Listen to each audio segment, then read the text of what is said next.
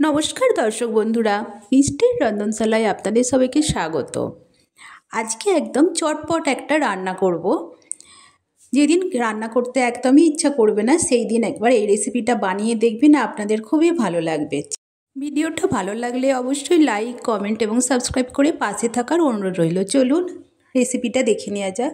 প্রথমে আমি একটা পাত্রে একটা বাটি মাপ করে 1 বাটি বাসমতি চাল নিয়ে নিয়েছি। এবার এটাকে ভালোভাবে ধুয়ে একটা স্ট্রেনারে জলটাকে ঝরতে দিয়ে দেব। চালটা ভিজিয়ে রাখার কোনো দরকার নেই। এবার রান্নার জন্য কড়াতে আমি রিফাইন তেল দিয়ে দিয়েছি, আর ফোড়নে দেব গোটা সাদা জিরে, তেজপাতা 2টো, এলাচ, দারচিনি, লবঙ্গ, স্টার আনিস, গোলমরিচ দিয়ে একটু নাড়াচাড়া করে নেব। মশলা থেকে খুব সুন্দর গন্ধ বেরোলে তারপর আমি এখানে পেঁয়াজ কুচি দিয়ে দেব। আমি এখানে 4টে পেঁয়াজ কুচি করে নিয়েছিলাম। পেঁয়াজটা দিয়ে নাড়াচাড়া করে হালকা লালচে ব্রাউন করে নেব। এবার আমি এখানে 400 গ্রাম চিকেন ভালোভাবে ধুয়ে নিয়েছি। জল ঝরানো চিকেনটা আমি এই পেঁয়াজের মধ্যে দিয়ে নাড়াচাড়া করে একটু হালকা করে ভেজে নেব। যখন দেখব চিকেনের কালারটা চেঞ্জ হয়ে আসছে, তারপর এর মধ্যে দিয়ে দেব 1.5 চামচ পরিমাণে আদা রসুন বাটা। আদা রসুনটা দিয়ে খুব ভালোভাবে চিকেনের সাথে কষিয়ে নেব। যতক্ষণ না আদা রসুনের কাঁচা গন্ধটা যায় ততক্ষণ ভালোভাবে কষিয়ে নেব। এই সময় আমি চিকেনের মধ্যে সামান্য একটু লবণ দিয়ে দেব। লবণটা দিয়ে একটু নাড়াচাড়া করে নেব ভালোভাবে। তারপর এর মধ্যে দিয়ে দেব সামান্য পরিমাণে একটু লঙ্কার গুঁড়ো আর একটু গরম মশলার গুঁড়ো। এগুলো দিয়ে আমি একটু চিকেনের সাথে নাড়াচাড়া করে নেব। আর নুন দেওয়াতে চিকেনটা থেকে অনেকটাই জল বেরিয়ে এসেছে। এরপর আমি এর মধ্যে দিয়ে দেব একটা টমেটো কুচি আর 4টে চেরা কাঁচা লঙ্কা। ঝালটা অবশ্যই আপনাদের পরিমাণ মতন দেবেন। সব কিছু দিয়ে এইভাবে লো ফ্লেমে একটু নাড়াচাড়া করে নিয়ে চাপা দিয়ে আমি চিকেনটা রান্না হতে দেব যতক্ষণ না চিকেনটা সিদ্ধ হয়। প্রায় 8-10 মিনিট পরে আমি ঢাকনাটা খুলে নিয়েছি। দেখুন চিকেন থেকে কতটা জল বেরিয়ে গেছে। আমি কিন্তু চিকেন সিদ্ধ হওয়ার জন্য কোনো রকম জল দিইনি। এবার এর মধ্যে আমি চালটা দিয়ে দেব।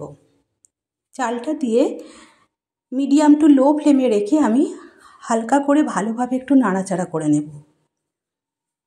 খুব বেশি নাড়াচাড়া করলে চালটা ভেঙে যেতে পারে। এইভাবে দেখুন হালকা করে চিকেনের সাথে ভালোভাবে মিশিয়ে নেব আর মশলার সাথে একটুখানি কষিয়ে নেব। এই সময় আমি টক দই একটা বাটিতে নিয়ে নিয়েছি, একটু ভালোভাবে ফেটিয়ে নেব। নিয়ে আমি এর মধ্যে বাটি ভর্তি 1 বাটি জল নিয়ে নেব। জলের সাথে দইটা ভালোভাবে মিশিয়ে নেব। তারপর এই কড়াতে আমি এটা দিয়ে দেব। আমি 1 বাটি চাল নিয়েছিলাম, তার জন্য আমি এখানে 1 বাটি এই দই মেশানো জলটা নিলাম আর 1 বাটি প্লেন একদম সাদা জল দিলাম। দিয়ে একটু ভালোভাবে নাড়াচাড়া করে নেব। এই টক দইটা দিলে এর টেস্টটা খুবই ভালো হয়। তারপর এর মধ্যে আমি পরিমাণ মতো লবণ দিয়ে দেব। আমি যেহেতু চিকেনে আগেই লবণটা দিয়েছি তাই একটু বুঝে সুঝে দিতে হবে। আর দিয়ে দেব 1 চামচ পরিমাণে গোলাপ জল আর 1 চামচ পরিমাণে কেওড়া জল।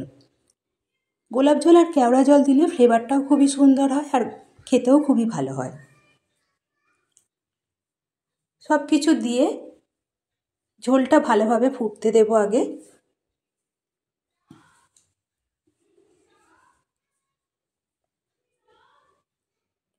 ঝোলটা ভালোভাবে ফুটে উঠলে একটু নাড়াচাড়া করে নেব।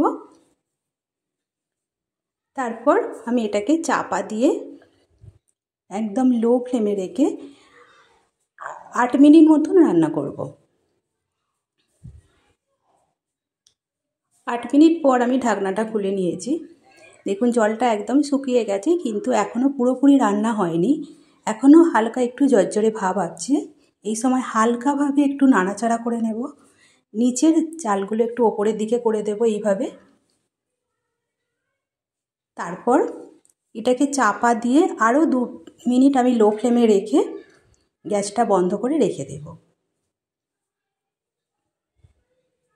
দেখুন 2 মিনিট পর আমি ঢাকনাটা খুলে নিয়েছি। এই সময় কিন্তু গ্যাস আমি বন্ধ করে দিয়েছি। দেখুন কতটা ঝরঝরে হয়েছে। আপনাদের যেদিন রান্না করতে ইচ্ছা করবে না সেদিন একবার এইভাবে রান্না করে দেখবেন, আপনাদের অবশ্যই ভালো লাগবে। আর খেতেও খুবই সুস্বাদু হয়েছিল। তারপর গরম গরম আমি একটা প্লেটে সার্ভ করে নিয়েছি, একদম খাওয়ার জন্য রেডি। আপনাদের যদি আমার এই রেসিপিটা ভালো লেগে থাকে তাহলে প্লিজ একটা লাইক দিয়ে দেবেন, আর কমেন্ট করে অবশ্যই জানাবেন এই রেসিপিটা আপনাদের কেমন লাগলো।